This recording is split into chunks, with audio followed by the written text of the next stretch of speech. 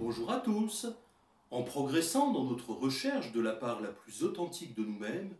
cet espace intérieur où peut se révéler ce qui en nous préexiste à l'influence de la famille et de son héritage psychogénéalogique et à l'imprégnation des manières d'être qui ont cours dans notre environnement culturel et social,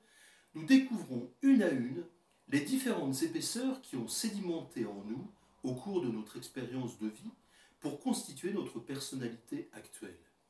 Comme lors d'une fouille archéologique, nous mettons à jour des objets qu'il nous faut identifier et dont nous devons documenter la provenance. À chaque nouvelle strate apparaissent de nouveaux éléments qu'il faut tirer de l'oubli qui les recouvre pour constituer peu à peu tout un corpus de connaissances qui prend sens au fur et à mesure qu'il grandit.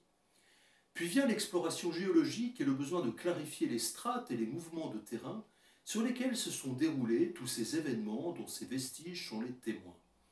À chaque pas dans la découverte de soi, de nouveaux détails viennent éclairer la vision d'ensemble que nous avons de nous-mêmes, et plus nous prenons du recul, en évitant de porter un jugement sur ce que nous découvrons, plus ces détails peuvent enrichir le tableau d'ensemble. Dans ce dialogue avec nous-mêmes, nous apprenons à être subtilement à l'écoute de notre vie intérieure et à laisser s'exprimer toutes les voix que nous avions jusqu'alors maintenues dans le silence, résistant à accueillir la totalité de nous-mêmes pour préserver notre posture de sécurité. Grâce à ces voix, nous trouvons le chemin pour descendre de plus en plus profondément dans notre demeure intérieure,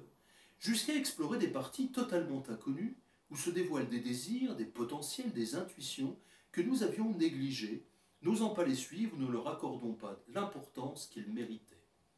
Dans cette reconnexion progressive avec notre être global, nous commençons à mieux identifier ce qu'il nous est nécessaire de développer pour progresser vers l'accomplissement de nous-mêmes et ce qui fait obstacle au déploiement de nos richesses.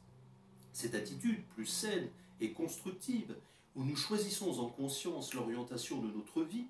et faisons nos choix à partir de ce que nous sommes réellement, et non pour conjurer nos peurs de manquer, de ne pas être reconnus ou d'être différents,